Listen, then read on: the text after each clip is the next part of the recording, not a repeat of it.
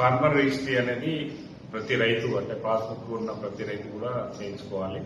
ఈ farmer registry చేయించుకుంటే మనకు ఆధార్ ఏ విధంగా మనకు ఒక నెంబర్ ఉంటుందో అదే మాదిరిగా ప్రతి రైతు కూడా ఒక ఐడి నెంబర్ అనేది రావడం జరుగుతుంది.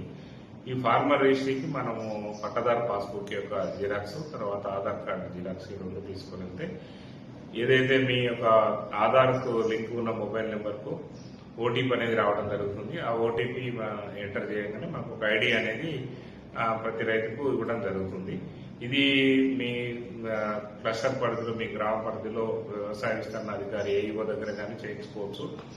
మరియు ఈ మన మీ సేవ ఏ మీ సేవ అయినా, మీరు నివాసం ఉంటున్న ఏ ప్రాంతంలోని మీ సేవలైనా ఈ యొక్క ఫార్మర్ రిజిస్ట్రీ చేయించుకోవచ్చు. ఈ ఫార్మర్ రిజిస్ట్రీ అనేది కేంద్ర ప్రభుత్వ పథకాలు, తర్వాత ఇన్సూరెన్స్, తర్వాత బ్యాంకులలో రేపటి నుంచి లోన్లు కానీ ఏ పథకం రైతులకు సంబంధించిన ఏ పథకం వర్తించాలన్నా ఈ యొక్క ఐడి నెంబరు తప్పనిసరి.